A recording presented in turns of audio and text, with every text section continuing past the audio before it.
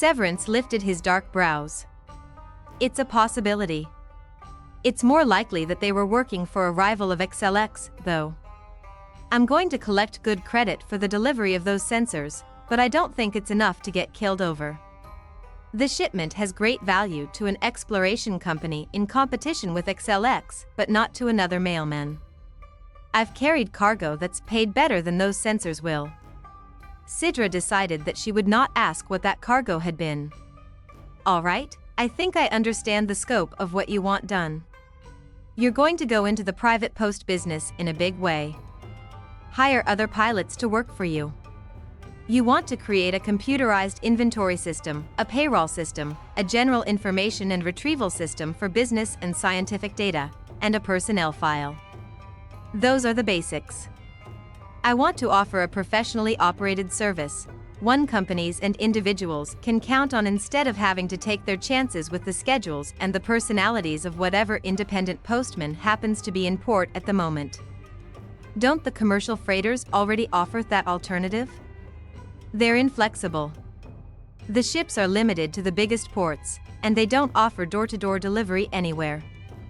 And they aren't willing to take risks for a single patron. The reasons the independents stay in business is because they make it a point of honor to do whatever it takes to deliver the mail. My goal is to maintain the versatility the independents offer but add the elements of reliability and dependability. What are you going to call this empire? The same thing I call it now. Severance Pay, Limited. That name doesn't allow equal billing for any partners you might decide to take on in the future, she pointed out. He gave her a hard look. I don't plan to take on any partners. I had one once. Once was one time too many. Severance Pay, Limited is all mine, and it's going to stay all mine. Cidra smiled. Another wolf on the prowl. Anything wrong with a little ambition? Of course not. Our whole economy is based on ambition, although I don't think your idea of ambition qualifies as little. Stanza 9 is a big system, Cidra. Lots of room to operate for a man who's willing to work hard. And you're willing to work as hard as it will take to build this kind of business? She held up her hand. No, forget I asked that. I can see the answer is yes. I do have one other question, though. Most of the systems you want designed from scratch could be purchased already set up and running. Why create your own? I don't want a system anyone else uses or understands. I need something tailored to the way I operate, something unique. I realize that for things like the payroll package I can use the fundamentals of a commercial design, but I'd rather start from the bottom. I can handle changes and modifications to the programs, and anyone with a decent education can program a Connie, but the basic design of a new system is something else. It takes a special kind of ability, a special way of thinking. It takes someone who's been thoroughly trained to think both logically and intuitively. Cidra felt some of her earlier assurance slip away. You'd be better off hiring a true harmonic, Severance. This is the kind of thing they do so well. It's also the kind of thing for which they'd charge more credit than a minor could pull out of QED in a year. I can't afford a true harmonic, Cidra, but I seem to have someone on board who thinks she's almost a harmonic. Someone who says she wants to work for her passage. Give me 2 weeks' worth of basic design work, Cidra, and we'll call it even. She gave him a knowing glance. Typical fast-talking wolf, H will be a little more than even if I give you what you want. You said yourself that this kind of design work costs. I'm not familiar with your postal rates, but I have the feeling that what you want would cost you a great deal more on the open market than the price of a passage to Renaissance. Yeah, but this isn't exactly an open market, is it? You've said you want to pay your way. This is what I need. It's the only option I'm offering at the moment. Take it or leave it. Her head came up proudly. I'll take it, of course. I'll do the best I can for you, Severance. You have my oath on it. The oath of a true harmonic is solid credit, Severance mused. But you're not quite a true harmonic, are you? Cidra fought back a rush of anger. She had spent her whole life learning to moderate her emotions. She would not let this wolf upset the careful balance she worked so hard to maintain. No, Oten Severance, I am not a true harmonic. Until I am, you will have to trust me. That's asking a lot, he drawled. I make it a practice not to trust anyone completely. I'm aware that among wolves trust is always a grave risk. I suppose you trust your friend Mercer in the archives? He's a harmonic, Cidra reminded him calmly. I trust him absolutely. But you wouldn't think of trusting a wolf that way, would you? Was he deliberately goading her? Cidra turned back to the computer. No more than you would. If I am to design the fundamental approaches of the systems you want, I had better get started. 2 weeks is not very long for this kind of task. Work hard, Cidra. I want my credit's worth. Cidra bit back the retort that jumped into her mind. Taking firm hold of the intense concentration the harmonic educational system had bred into her, she immersed herself in the monumental job Severance had assigned. It would take a lot more than 2 weeks to do it properly, but she was determined to give him as much as she could. She would not have any wolf saying that she had tried to cheat him. Severance worked beside her, describing his needs in detail and explaining the idiosyncrasies of the Consac 410 system. Their conversation became businesslike and efficient, but by the time Cidra was ready to break for a meal, she had a new image of Teague Severance. He was a man with a goal, and he was willing to do whatever it took to achieve it. A part of her understood him on that level. She had her own goals. But Cidra couldn't help wondering what Severance would be like by the time he had built his dream. His ambitions were the sort that gave free license to a wolf's most competitive, combative instincts. The worlds of Stanza 9 provided the kind of anything goes, make it any way you can atmosphere that encouraged people such as Severance. But an unrestrained wolf was a dangerous creature. Only after they had eaten what corresponded to the evening meal did Severance again bring up the idea of teaching Cidra to play free market. She had secretly hoped he might forget the whole thing. Games rarely interested her. But she forced herself to agree politely. Perhaps accommodating him would ensure that his mood remained stable. There had been occasions during the short time she had known him that she had wondered about the reliability of his temperament. He had been gentle with her when she was recovering from the effects of the screamer, but he had also been inclined to goad her into responses that would have been impolite and angry. She didn't understand him all that well, which was only to be expected under the circumstances. No one raised in Clementia could always predict the behavior of a wolf. Wolves weren't very good at explaining themselves. But Cidra sensed a restlessness in Severance that worried her. She didn't want to do anything that would make him snap. So she reluctantly agreed to learn free market. Severance first poured 2 full-size mugs of the Renaissance rose ale he seemed to enjoy so much. Then he set out the markers, the sardite chips, and the 3-dimensional playing field that constituted the game of free market. Cidra watched the process with a tinge of wary curiosity. She sensed a carefully leashed anticipation in her teacher. His was not going to be the formal, patient style of instruction to which she was accustomed. Think of this as broadening your education, Severance said blandly as he straddled the stool across from Cidra. He absently shook the handful of numbered cubes he was holding in his left fist. The small table they used for eating had been set up with the field and playing pieces. Harmonics are very big on broadening their educations, aren't they? Yes. She watched as he tossed the cubes onto the top level of the playing field. But games don't generally interest us, them.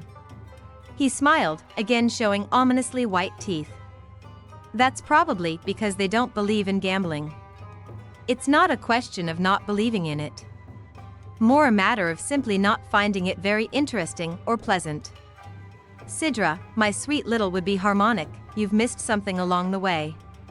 He leaned forward. Now pay attention. I'd just as soon not have to explain anything twice.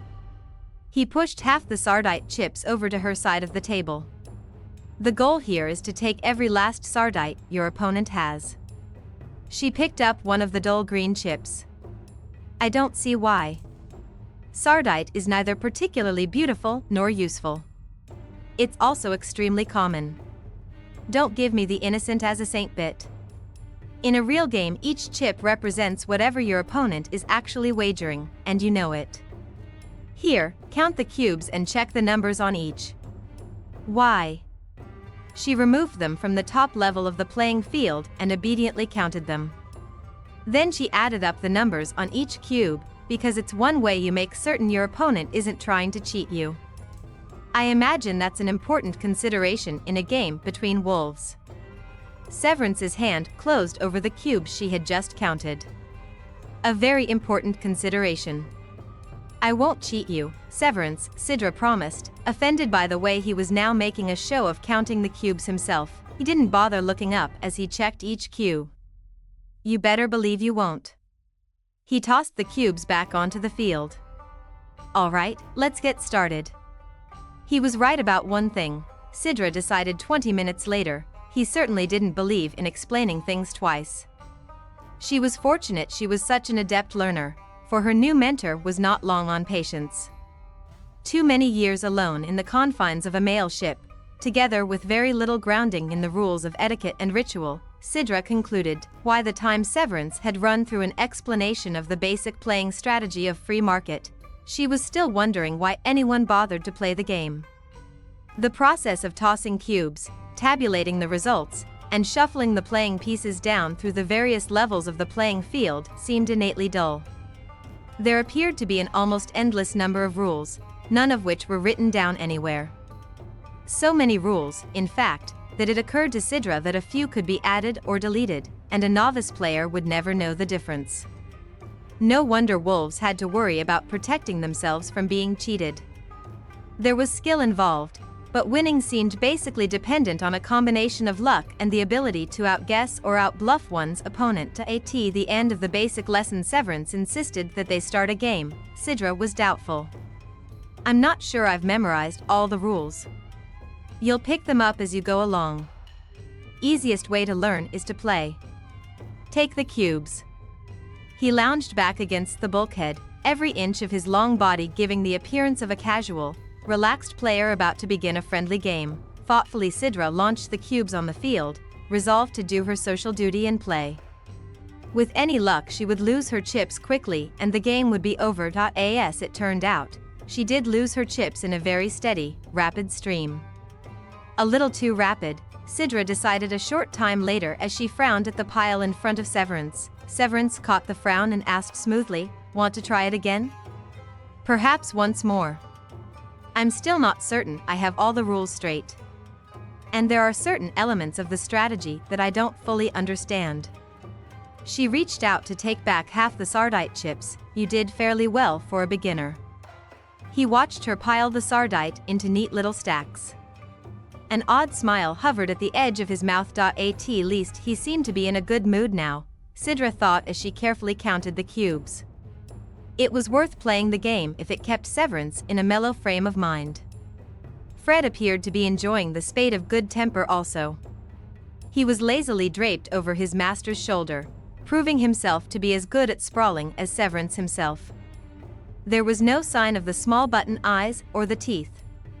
Cidra had long since decided that both Fred and Severance were more comfortable to be around when their teeth weren't showing. She dropped the cubes into the chute and picked up her playing pieces.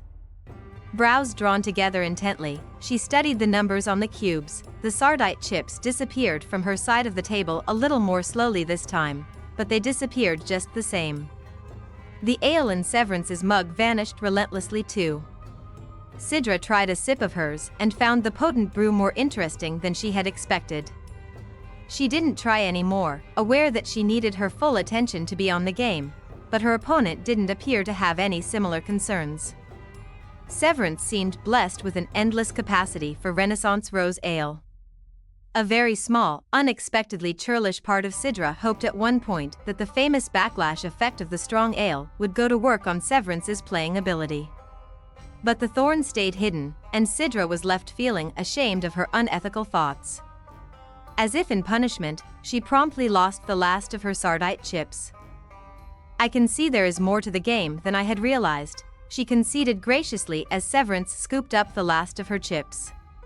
"You play it very well, Severance. I'm afraid I made the winning quite easy for you." "Like taking nectar from a saint," he agreed, laconically returning the cubes into their container. "That's enough for now." He picked up a bottle of ale and poured yet another measure into his mug. Dubiously, Cidra watched the process. "Yes," she said. "Enough for now. If you will excuse me, I think I will read for a while." "Suit yourself." Severance picked up his mug and went forward to drape himself in the pilot's seat. He dimmed the cabin lights and leaned back, mug in hand, to stare out into the endless night that surrounded the ship. Fred clung to his shoulder perch, continuing to doze. Cidra had the feeling that the little rock rug had spent many hours in this way. The runs to Renaissance, QED, and Lovelady were long, and the supply of ale on board was extensive. Quietly, Cidra prepared for bed and climbed up into her bunk with a book in hand. With the aid of the small fluoroquartz reading chip she had brought, she bent her attention to an analysis of a chapter of Argent's The Role of Ritual. The familiar passages were still an intellectual challenge to the most expert philosophers of Clementia.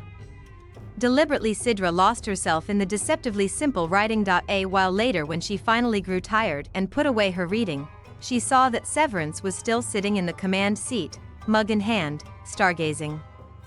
The next 3 ship days passed in similar fashion as they settled into a routine that, while not always meeting Cidra's approval, was reasonably bearable. She worked on Severance's computer for a good portion of each arbitrarily designated day-night cycle. Cidra also set aside a certain amount of time to devote to her moonlight and mirrors exercise. It was impossible to find sufficient room to develop the full patterns, but she did enough to satisfy herself that she was keeping her body in shape. Severance's own physical routine consisted of a harsh workout on a compact exercise machine he'd had installed in the bulkhead wall near the cargo bay. It seemed to Cidra that the sweat he worked up during the hour he spent on the machine was excessive. After the workouts, she was vividly aware of the rivulets of moisture that trickled down through the hair on his bare chest.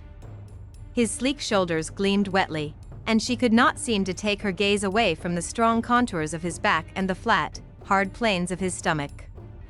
The scent of his perspiring body would be strong in her nostrils before he stepped into the lab after the second such workout in a one-day cycle. Cidra tentatively mentioned the scientific fact that there was a point of diminishing returns in exercise. 1 session a day on the sophisticated machine should be quite sufficient. Severance responded with a short, blunt splash of temper that left Cidra determined to keep her mouth shut on the subject of exercise.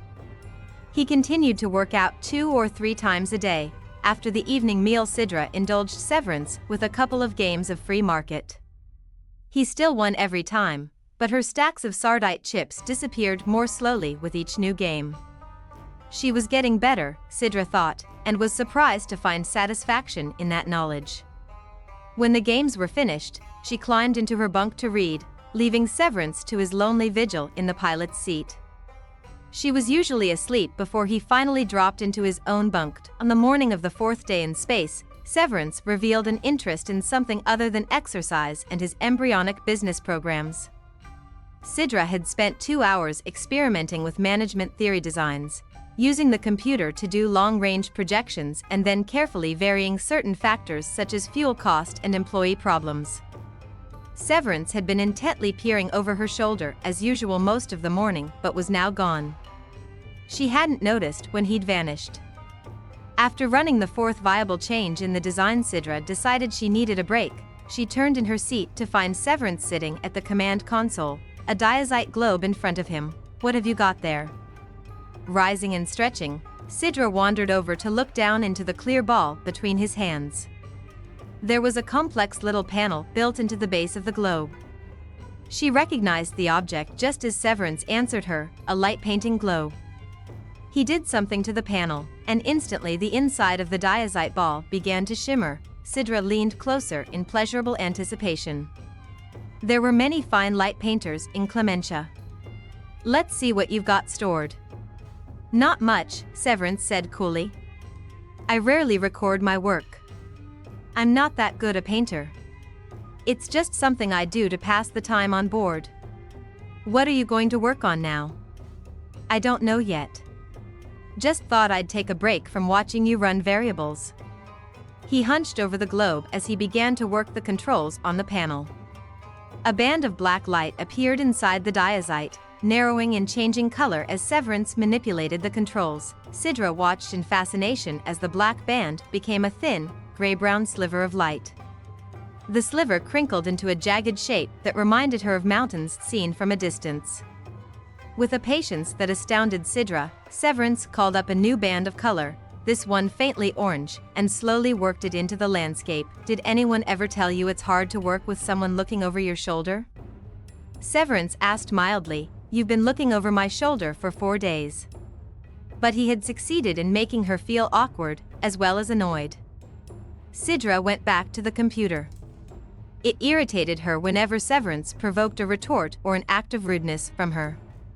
She should be above that sort of behavior. During the next few hours she sneaked side glances at the strange landscape forming inside the light painting globe.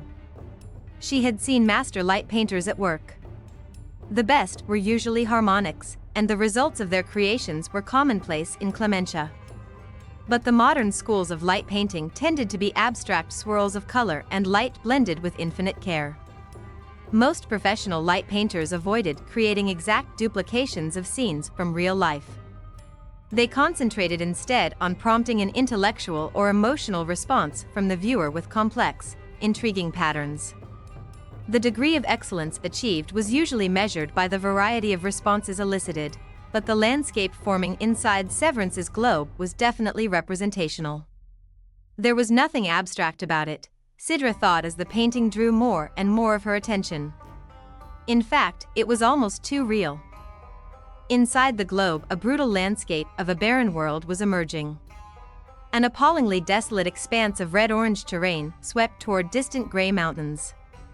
It was clear that the mountains offered no hope of relief from the barren plains, no promise of vegetation or water, only more endless desolation. The land looked as if it suffered from far too much heat, yet there was a strangely chilled feeling to the scene. Harsh, dry, endless, the landscape provoked no pleasure. Yet Cidra found it harder and harder to look away from it. Is it a QED scene? She asked quietly after a long time. Severance didn't look up. Yeah. It looks different in your painting than it does in the holotapes I've seen, she ventured, trying to understand herself why that should be so. On the surface, Severance's painting looked to be a highly accurate representation of a landscape. But she had seen plenty of shots of QED's empty lands and unforested mountains. None of them had made her uneasy the way this light painting did. This is the way it looks to me. Cidra slipped out of her chair and edged closer. Have you spent a lot of time there? No more than I can help. Severance straightened, staring down into his creation. He studied it for a moment, and then his hand moved briefly on the control panel. The globe shimmered and emptied. You didn't save it. Involuntarily Cidra reached out to catch his fingers, but the damage was done. The painting had disappeared, but not into the memory bank of the light painting globe. It could never be recalled now. She felt his scarred hand under her palm and hastily withdrew her own hand. I told you, I don't save much of my work. It's just a hobby. Severance shut down the globe and stood up to replace the painting machine in a storage bin. It's more than a hobby. You have real talent, Severance. I've never seen anything quite like that. He braced himself with one hand against the bin he had just closed and eyed her steadily. You like art? Well, doesn't everyone? He nodded thoughtfully, appearing to come to a decision. I'll show you some real art. He paced back to his bunk and went down on one knee to reach into the storage bin underneath. Cidra watched with interest as he withdrew the metal container she had spotted her first evening on board. A part of her sensed that she was about to see something very personal, something very important to Severance. In spite of her earlier curiosity about the contents of the box, she was suddenly a little uncertain. She moved a hand instinctively, on the verge of telling Severance that she didn't need to see what was in the container. But it was too late. He had already opened it. Cidra went toward him slowly, half afraid. Then she caught a glimpse and relaxed with a pleased smile, feeling her mood lighten instantly. Not an uncommon occurrence for viewers of the sort of objects housed in the box. The small carvings often had that effect, laughing gods. They're wonderful, aren't they? Don't tell me you collect them, Teague Severance. Not after all those disdainful comments you made about leftover ghost junk. She grinned at him and reached down to pick up one of the exquisitely carved stones. The object was about the size of her hand and seemed to smile up at her as it lay in her palm, inviting her to smile back. The strangely compelling expression etched into the stone was eons old. No one had yet succeeded in dating the laughing gods with any real accuracy. The stone from which they were made was as old as Lovelady and Renaissance. For that matter, no one knew if the creatures were even supposed to represent ghost gods. Some theories held that the carving might represent individual ghosts themselves. If that was the case, they had been a very beautiful people, even though they appeared intriguingly alien to human eyes. Cidra turned the carving over in her hand, admiring the wide, slanting eyes, the vaguely feline profile with its delicate but obviously sensitive nose, lips, and ears. It was difficult to tell what the body was like, because in all the carvings she had seen the gods wore intricately designed clothing that seemed to float around a slender frame. A T was the smile that bridged the gap between human and alien. The lingering, utterly charming, endearing smile gleamed in the eyes and shaped the full-lipped mouths. There was a subtle, warm laughter in that expression, and on some gut level humans knew that any species that had laughed like that had to be a species with whom communication would have been possible. If the ghosts had survived and if these carvings were, indeed, representative of them, there could have been contact and perhaps understanding. So you don't consider all ghost finds as garbage, Severance? Cidra laughed, handing back the carving she held. When did you start this collection? His expression was unreadable as he stayed on one knee beside the container. I didn't start it. My brother did. I hung on to it after he died. Once in a while, when I find a good edition, I pick it up. I see. She sensed that she had trespassed again, but this time she didn't feel embarrassed or guilty. Severance had more or less invited the conversation. Cidra also sensed a new ambivalence in him, as if a part of him wanted to go on talking about his brother, but another, more dominant, part forbade such openness. She was trying to pick her way through the uncertain situation, wondering if she should ask about his brother, when Severance closed the container without any warning. Cidra blurted out her question, when did your brother die? 2 years ago. Intuition made Cidra ask, on QED? Severance shot her a hard look as he rose to his feet. How did you know? She bit her lip. Something about the light painting led you to mention the laughing gods. Opening the container made you mention your brother. Is that a fact? Real harmonic intuition at work, I imagine. Cidra flushed, but her eyes were steady. I'm sorry, Severance. Don't be. Did your brilliant harmonic intuition tell you anything else? Like how my brother died? No, of course not. Please, Severance. I meant no rudeness. She bowed her head very formally. I'm sorry for your distress. I won't mention the subject again. Forget it. My temper is on a short leash these days. Cidra blinked. I've noticed. Perhaps you would like another game of free market after dinner? Sweet harmony. Always trying to soothe the savage wolf, aren't you? What I would like after dinner is another large bottle of rose. He fit action to words. When Cidra attempted to interest him in a game later that evening, Severance brusquely declined. I can't seem to work up any enthusiasm for winning another pile of worthless sardite from you tonight. He uncapped the fresh bottle of Renaissance rose ale and headed for his familiar evening post in the dim cockpit of the cabin. Go to bed, Cidra. She started to say it was too early, but one look at the hard set of his shoulders warned her to keep quiet.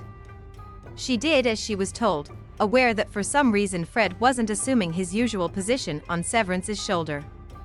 The rock rug followed her into the lave, fussed around her feet while she changed into her sleeping gown, and then undulated pitifully until she picked him up and carried him into the upper bunk. "What's the matter?" she whispered. "Don't tell me you're afraid of him tonight?" "He's just a little tense." Fred did not appear wildly reassured. He flowed down to Cidra's feet and went to sleep. Cidra closed her eyes and used several rounds of meditation exercises to put herself to sleep.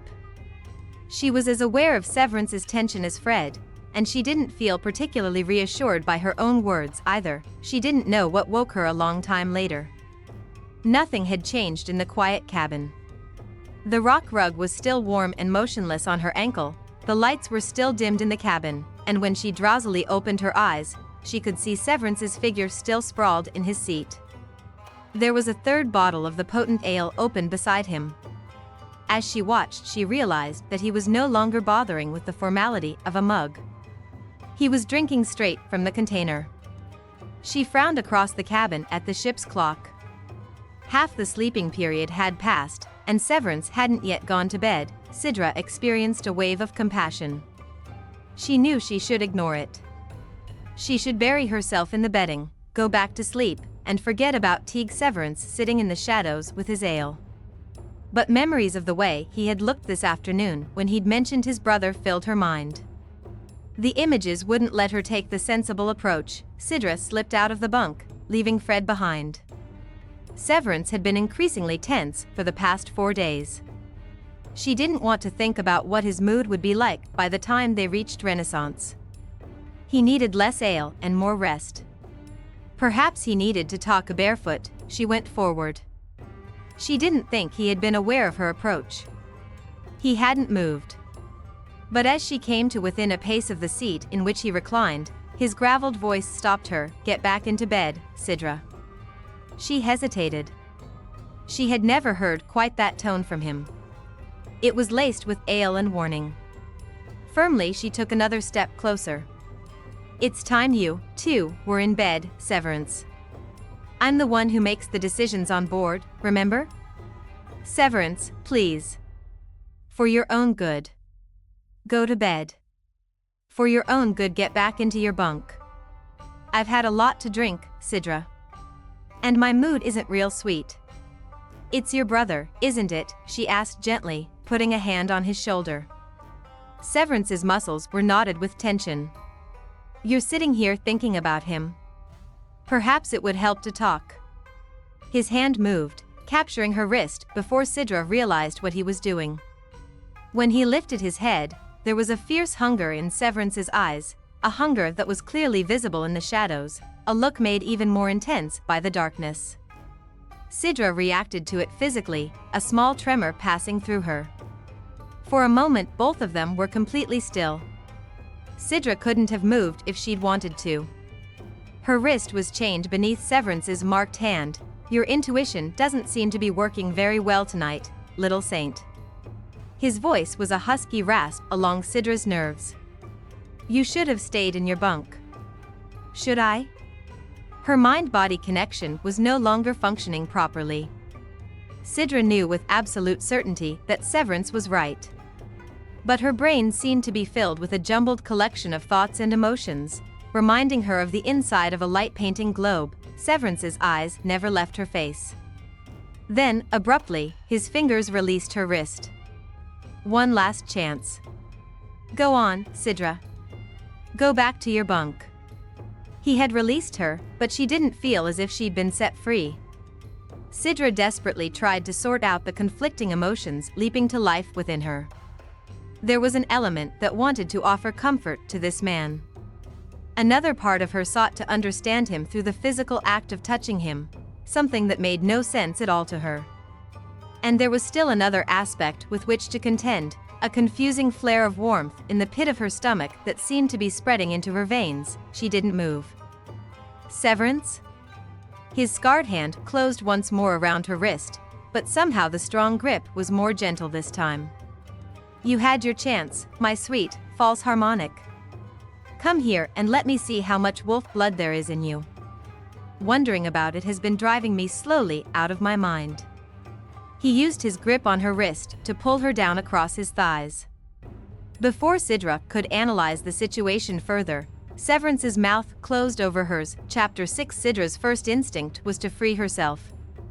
It was an automatic reflex reaction to finding herself so completely off balance. She twisted as Severance brought her down into his arms, pressing against his shoulders to try to uncoil herself from the unfamiliar position. But he wasn't paying any attention to her efforts. He cradled her close, his hands large and strong on her thigh and shoulder. His hold tightened as she tried to push away, and with a shock she felt the heavy strength she had sensed lay beneath his lean frame, but it was the dark, warm, startlingly intimate feel of his mouth on hers that succeeded in stilling her small struggle. She had been kissed before, but only in the ritual expressions of affection and greeting that were exchanged between family members and friends among the Harmonics.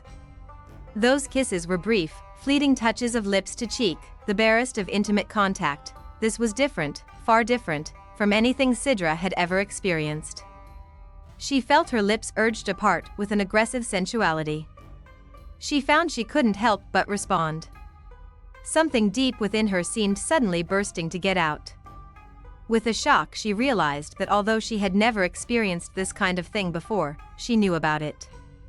Something that had always lain dormant within her knew everything about this. And the knowledge had nothing to do with what she had always been told about sex. And, of course, Cidra had been told all about sex by her parents and teachers. They had explained it to her, just as the principles of poetic kinetics and programming theory had been explained. What no one had succeeded in conveying was the sense of anticipation and excitement. No one had told her how her body would grow warm and languid, or that there would be a small, curling flame in the pit of her stomach. She shivered, and Severance was immediately aware of it. "You're a woman under that harmonic garb, aren't you? A real woman." Severance's voice was husky and textured against her mouth. "Cidra, I need a woman." Cidra could feel that the tension in Severance was not abating. Rather, she realized that it was being channeled into the physical contact with her. His palm moved on her thigh, exploring the shape of her through the delicate fabric of her gown. She could feel the heat of Severance's body reaching out to envelop her. His fingers tightened on her shoulder as he began low probe her mouth with his tongue. She tasted the ale he had been drinking. Cidra resisted the intrusion, needing time to adjust to the whirl of new sensations. Severance groaned deep within his chest. His hand under her shoulders shifted, moving upward to capture her head and hold her still. "Just let me have what I need tonight. I've been going out of my mind. Should have known better. Too damned much thinking. Eats a man's soul for breakfast." The sense of compassion that made her climb out of the bunk and come to him washed over Cidra again in full force. Severance needed her. She had never really been needed by anyone in her entire life. Harmonics needed each other, but not in this primitive, fundamental, physical manner. Human need in Clementia was on a higher plane, a matter of deep understanding, friendship, and intellectual communion.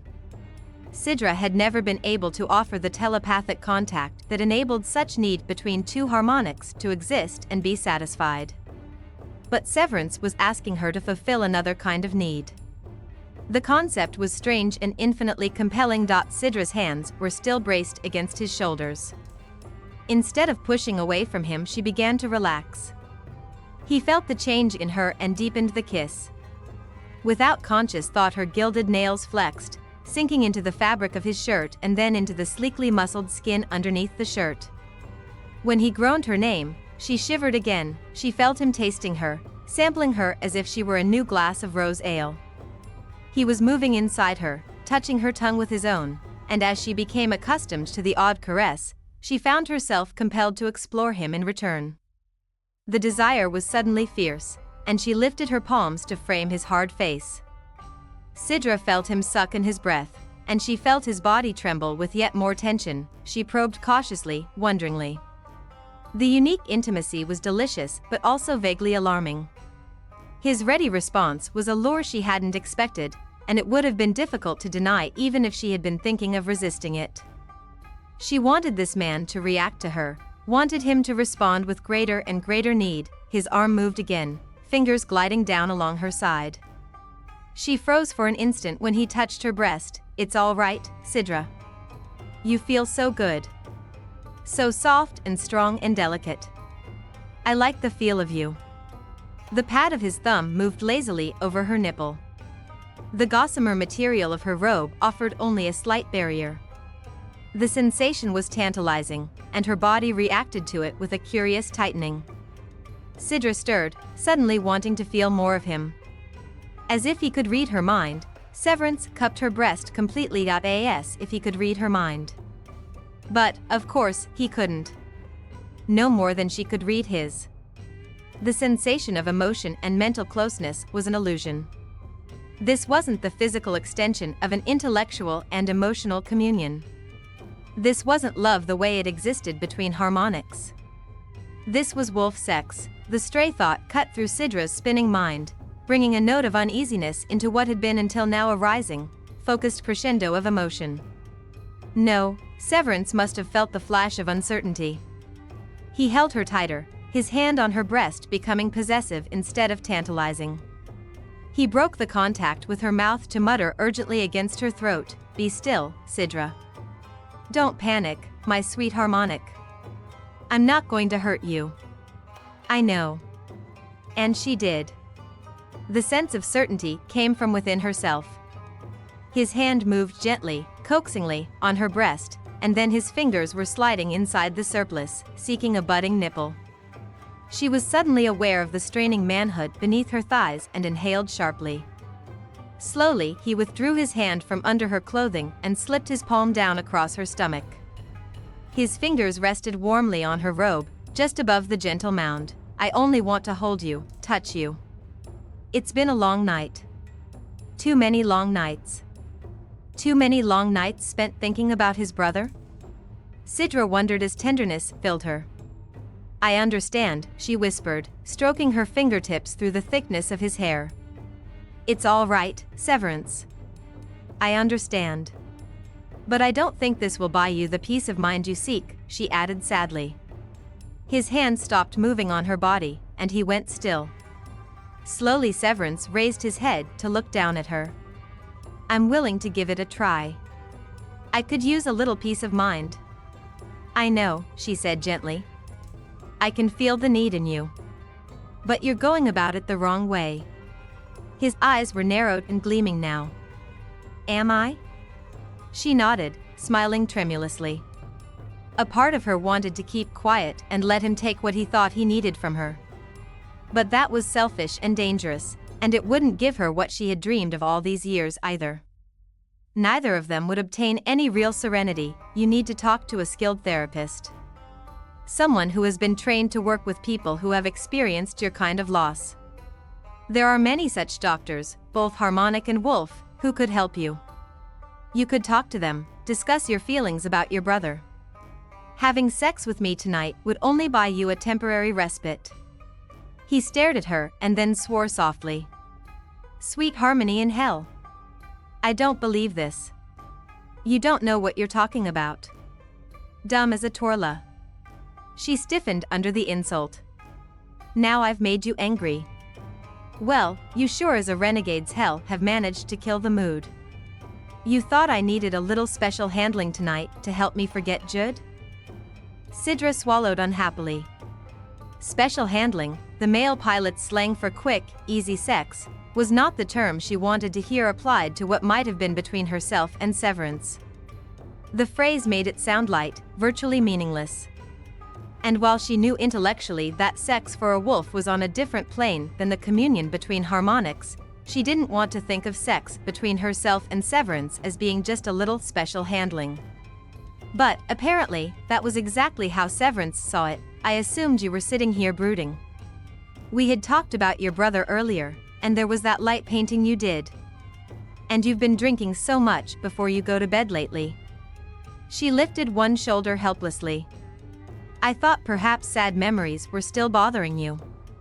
He closed his eyes in obvious disgust. "I should have known better than to try to take a fake harmonic to bed." His lashes lifted, revealing a hard, glittering gaze only slightly skewed due to the amount of Renaissance rose ale in his system. "Let's get one thing understood here. not that it's going to do me any good to explain it.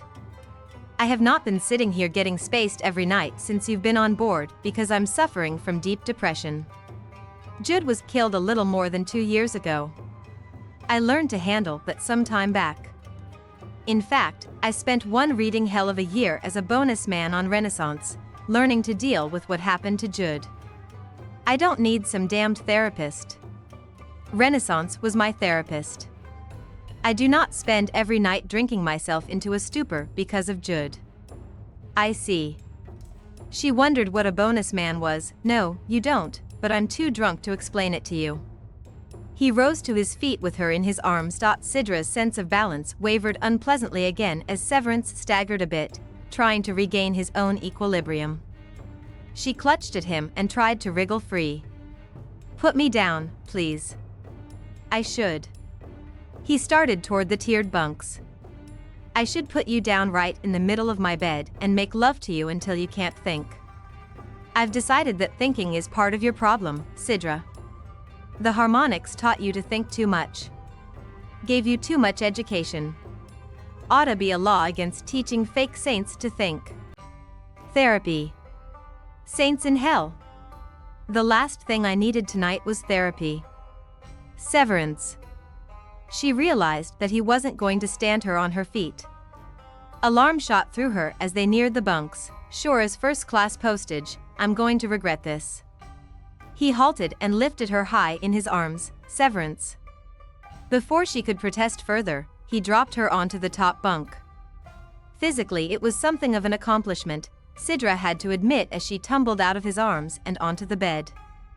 The act of lifting her that high required extensive use of the muscle tone he had obviously been developing on his exercise machine. Considering the fact that he'd been drinking strong ale for hours, it was an even more amazing performance. Fred awakened with a shudder as Cidra bounced on top of him. She gasped as she felt him move under her leg. For a split second she was afraid that the rock rug might react instinctively, taking a chunk out of her ankle. But he simply slithered to one side in what probably passed for a huff among his species. Severance glowered at Cidra over the edge of the bunk.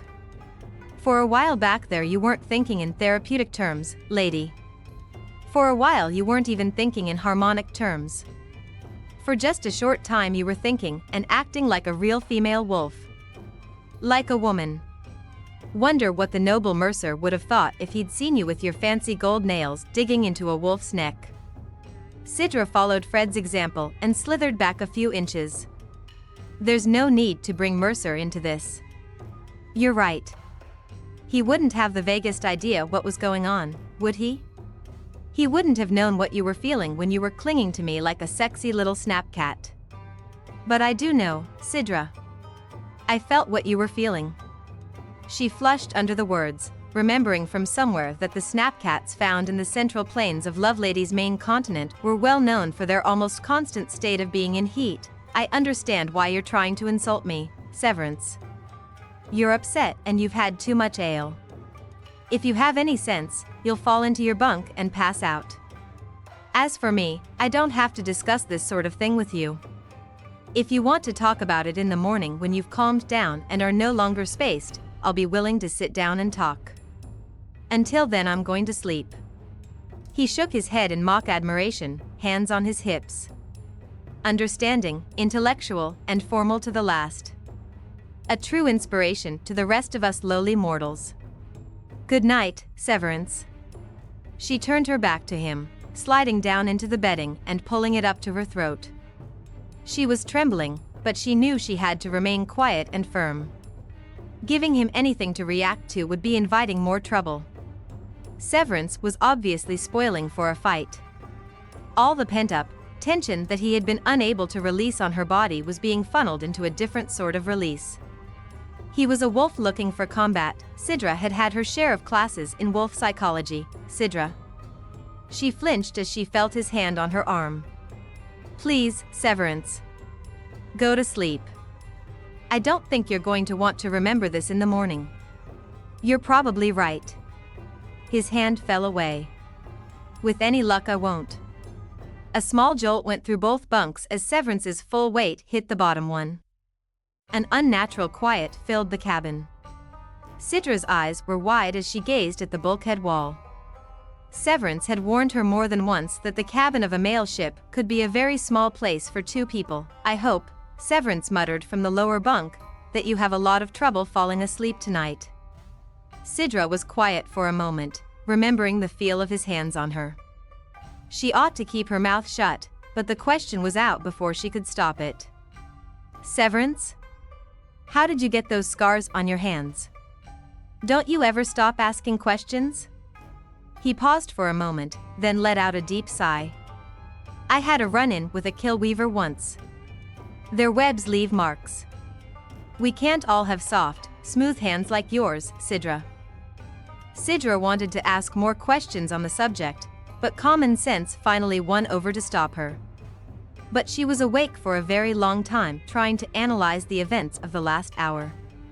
There was a great deal to assess, but a single, stark fact emerged from all the rest and would not dissolve. She had reacted to Severance's lovemaking with a dismaying intensity. Somehow she needed to deal with that because the discovery of her own desire was a threat to the future she envisioned. Step by step she reran the scene in her mind.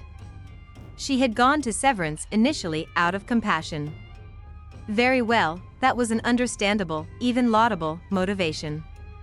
When he had initiated the embrace, she had sensed a raw need in him that she assumed was based on his effort to break the brooding mood caused by thoughts of his brother. Her response to his kiss had again been understandable, if not exactly within normal bounds. She had instinctively wanted to comfort him. It was an extension of the compassion she had felt, but compassion and the desire to comfort had all too quickly metamorphosed into something else, something dangerous.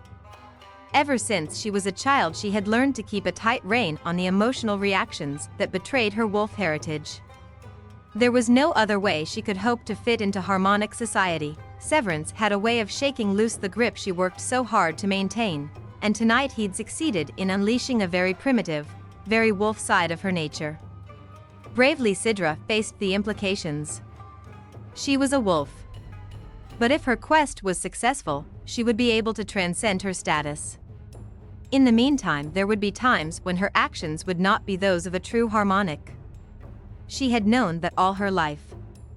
Nothing had changed tonight. She could deal with the problem. And in one sense her actions tonight were perfectly comprehensible. After all, she was bound to be curious about certain aspects of her nature. Every thinking human being, harmonic or wolf, needed to explore and understand his or her own personality. It was a sign of maturity. Cidra began to relax as she found the handle she needed to accept her responses in Severance's arms. Like it or not, part of her was still wolf. That part had a right to be investigated, analyzed, and understood. Someday, when she found the object of her quest, she would be leaving behind the wolf components of her nature. It only made sense to learn something about those components while she could. No knowledge was to be disdained. And knowledge, she told herself firmly, was all she had been seeking in Severance's arms. Her response to Severance had been in the nature of an experiment. Severance awoke with a headache that must have rivaled the one the screamer had given Cidra. He opened his eyes with great caution. The smell of hot coffee was wafting through the cabin. Unmoving, he stared up at the bottom of Cidra's bunk. Just universe, any man who'd had as much Renaissance rose ale as he'd had the night before would have suffered a convenient lapse of memory. But Severance had learned long ago that the universe was short on justice, at least in the tiny corner occupied by the worlds of Stanza 9, Jessex. He needed a fistful of the fizzers. Slowly Severance sat up on the edge of the bunk, realizing that he hadn't bothered to undress before passing out. A swirl of red materialized at his elbow. Coffee was thrust into his hand. Severance decided he wasn't too proud to take it. First things first, and the noble apologies could come later. "Thanks," he muttered. "You know where I keep the Jessex? I'll get you one." The too cheerful red morning surplice robe moved toward the small locker where the ship's medical stores were kept. "Several," Severance directed in a soft voice. "I'll need several tablets." She returned with 2. He didn't argue. He wasn't up to arguing. Popping them under his tongue, he waited for the analgesic to hit his system. When the tablets were dissolved, he took a long swallow of the hot coffeeade. A swollen Renaissance swamp bubble occupying the place normally filled by his brain slowly began to shrink. It had been close, another few minutes and it would have burst. Severance lifted his head and saw that Cidra had slipped back to the front of the cabin. "Smart female," he growled. "Give the beast his coffeeade and Jessix, and then get out of his way." Where did an almost harmonic learn such a practical program of human relations? "I keep telling you, Severance, I'm a fast learner." But she smiled at him from the computer console where she had apparently already begun the day's work. "Learn a lot last night?" Stupid crack. Severance regretted the words as soon as they hit the air, a great deal. "Feel like eating?" No, her smile annoyed him. "I mean, no thanks." "Not yet. Let me know when you are. I'll put a press pock in the heater." She turned back to the console. Severance thought about the situation. "There's something wrong here," he finally announced. "You're just not feeling well, that's all." He gritted his teeth. "I mean, there's something wrong in addition to that small problem." He shot her a suspicious glance. "You are not, by any chance, operating under the assumption that I don't remember what happened last night, are you?" She didn't look at him, her attention on the screen in front of her. "I assume your memory is as good as mine." "Unfortunately." Severance climbed slowly to his feet. "Better to get this part over and done." He held on to the edge of the upper bunk and glared balefully toward his companion. "Cidra?" "Yes, Severance?" She turned her head with polite inquiry. "I regret what happened last night," he began in an incredibly stilted tone. "You are a passenger on board this ship. You are entitled to my protection. As the pilot in command, I have an obligation to remain, above all, in command of myself. I assure you that what happened last night will not happen again." He felt both martyred and heroic. Cidra regarded him for a long moment, her gaze searching and, he could have sworn, gentle. Then she inclined her head in formal acceptance of his apology. "Thank you, Severance, but there is no need for you to accept the blame for what happened last night. I do not view the incident as anything serious." He stared at her. "You don't?" "Of course not." She waved the passionate scene aside with a graceful movement of her hand. Severance began to feel something besides martyrdom and heroism. He began to feel irritated. "Then you obviously don't know what the consequences could have been." "I realize what might have happened if matters had gone to the extreme conclusion.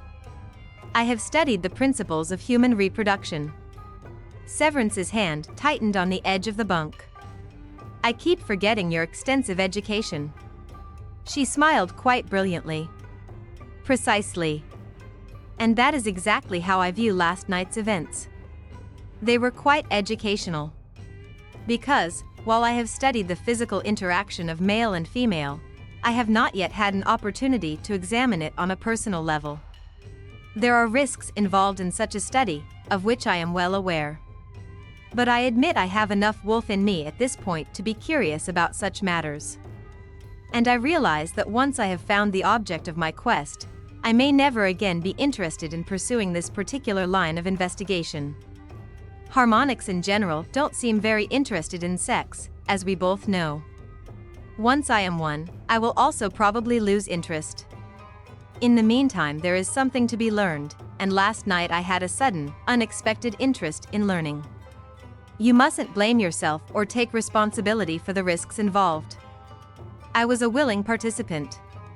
I am, however, also cognizant of the risks, and I give you my word that I will exercise better judgment in the future." Severance listened to the little speech with a growing desire to break something. "Let me get this straight," he finally said faintly. "You're taking responsibility for last night's little fiasco?" She inclined her head in that formal, gracious way that was beginning to infuriate him. "And you view the incident as simply a learning experience?" "An experiment," she amplified, smiling even more graciously. "An experiment," he echoed. Slowly, he pushed himself away from the bunk. A scientific experiment. He paced toward her. His headache was breaking through the barrier raised by the Jessic tablets. He realized that something of what he was feeling must have been showing on his face, because the brilliance in Cidra's smile was fading. A distinct wariness was beginning to take its place. She stood up as he glided to a halt in front of her, but she didn't back away from him. Severance, he ignored the uncertain tone. Deliberately, he reached out, catching her chin with his hand. Listen to me, my sweet, false harmonic. I am in charge around here.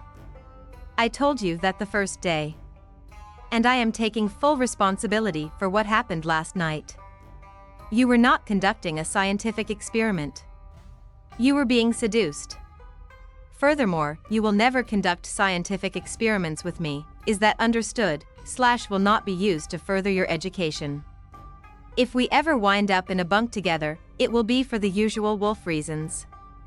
It will be because we've got a hunger for each other that can't be satisfied in any other way. It will not happen because you're conducting experiments. Do I make myself clear, Cidra Rainforest? Clear as diazite, Teague Severance. He hesitated a moment longer, making sure that the last of the gracious brilliance had disappeared from her expression. Then, satisfied, he released her chin and stalked to the LAV.AN experiment. Saints in hell! One thing was for certain, Severance decided as he stood under the spray, he was going to have to keep a lid on his consumption of ale after dinner. The feelings of martyrdom and heroism returned, but there was another sensation too.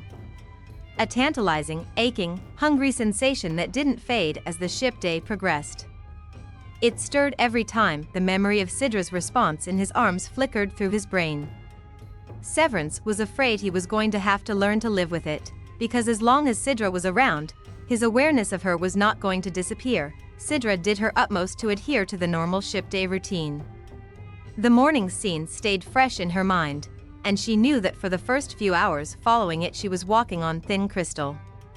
One false step and everything might shatter. There was more than one meaning of the term wolf. It referred in part to an ancient, mythical creature reputed to be an extreme carnivore, an animal well adapted to violent survival. The other meaning was just as old. Wolf also meant a discordant, unharmonious chord struck in music, an instance of dissonance. Both meanings suited the general population of non-harmonics, and Severance was a fine example. But today he seemed as determined as she was to tread lightly, and by the time of the evening meal, things seemed relatively normal. When Cidra suggested a game of free market after dinner, she thought at first that Severance was going to refuse. She saw him glance at the half-finished bottle of ale he had started during the meal, and then he seemed to change his mind. All right, he agreed, reaching for the playing field, anxious to please. Cidra had an idea. I know the game isn't very interesting for you without real stakes. He shrugged and set out the cubes. I'll survive. She coughed delicately, feeling quite adventurous. I was thinking, she began cautiously, that we might try livening up the game for you by making genuine wagers. Severance's hand paused over the stack of sardite chips. Something gleamed in his eyes and then vanished beneath an expression of polite inquiry. What sort of wagers? Well, I haven't got much, and it would be foolish to bet anything valuable anyway, since you're bound to win, but there is the matter of preparing the meals. We've been more or less alternating the task, but we could decide that the loser would put the press packs into the heater for, say, a full ship day. Severance lowered his lashes, ostensibly concentrating on counting out sardite chips. A possibility. Well, all right. It's a bet. Whoever loses gets stuck fixing meals for the next cycle.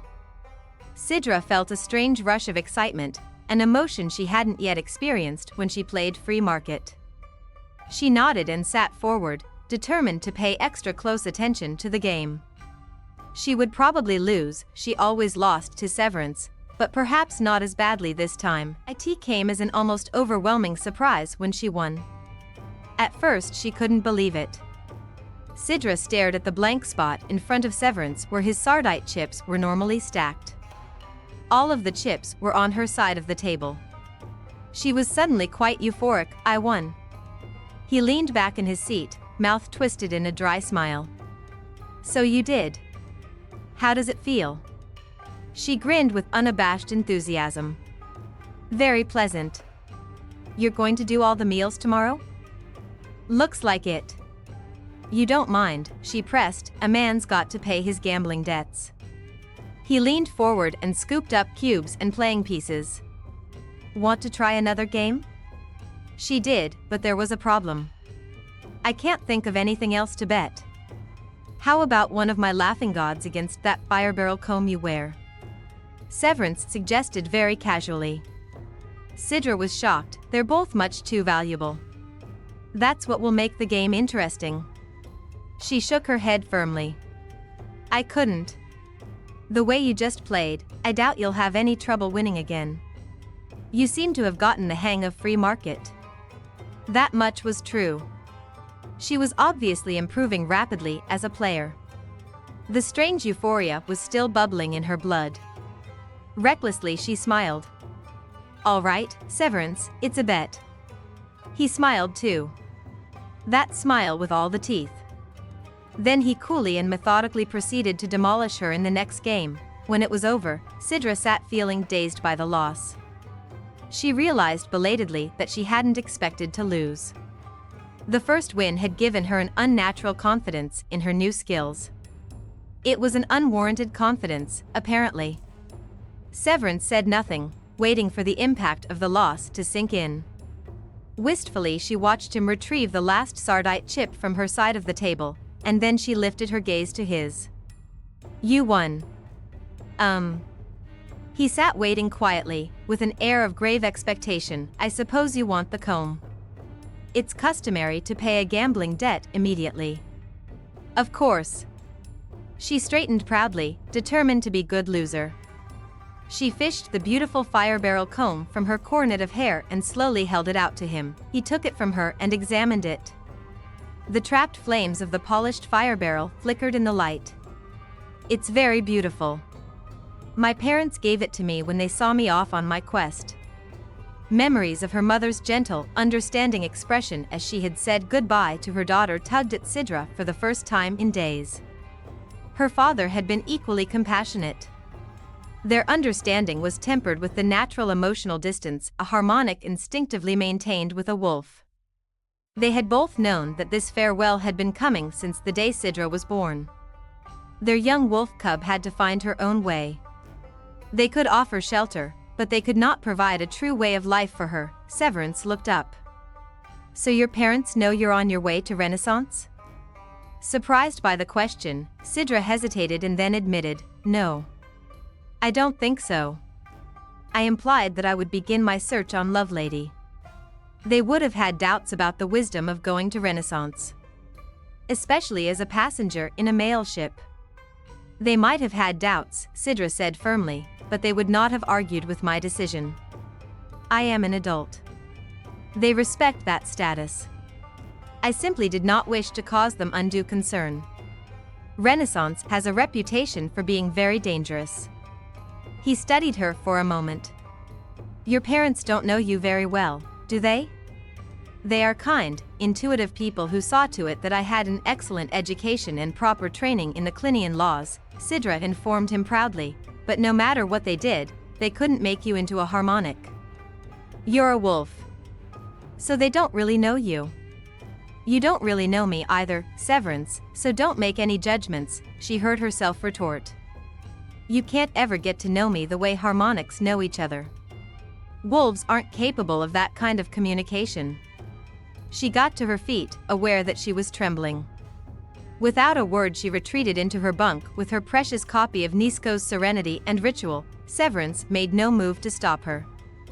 He put away the playing pieces, stashed the field, and then carefully tucked the fire barrel comb into a pouch on the utility loop that was hanging near his bunk. He decided that he, too, would read tonight. He could do without any more ale for a while. When he finally stretched out to sleep, he had a last mental image of Cidra in his arms. In the fantasy she was wearing nothing except the fire barrel comb in her hair. The flames in the comb were dim compared to the flames in her eyes. Cidra spent the next couple of days working diligently on her programming project. The tensions of the first week had been far more severe than she could have imagined. Occasionally she had unpleasant visions of how much worse her situation would have been if she had accepted passage with someone such as Skates, the man who had come to her hotel room in Valentine. There was no doubt that living in close quarters with Teague Severance had its risks and that his mood could be somewhat volatile, but she was learning to manage the unstable atmosphere between them. And she had to admit that Severance was able to deal with the situation. He seemed grimly determined to get to Renaissance without losing his temper or his self-control again. She knew instinctively that he placed a high value on his own sense of control. He was the pilot in command, and the concept was important to him. His sense of responsibility ran deep. They were 4 days away from Renaissance when disaster struck in the lab. Cidra had just turned on the spray and was anticipating her all-important evening shower when she realized that something had gone wrong. The spray bubbled briefly from the surrounding walls and then died. She stared at the disappearing drops of water in dismay. Keeping the length of her showers to a minimum was hard enough. To do without a spray altogether was unthinkable. Severance. He was at the panel in an instant, sounding alarmed. "What's wrong?" Clutching the panel to shield her naked body, she peered around the edge. "The spray fixture is broken. There's no water." His alert, concerned expression turned into one of sardonic interest. "Is that a fact?" "Severance, this is serious. We're 4 days from Renaissance. What are we going to do? Use a lot of deodorant?" She glared at him. "This is not a joke. I know it's not for you. Anyone who spends a couple of hours a day in the lab probably finds this a full-scale catastrophe. I do not spend 2 hours a day in here, and it is a full-scale catastrophe. I have never gone 1 day in my life without a proper bath.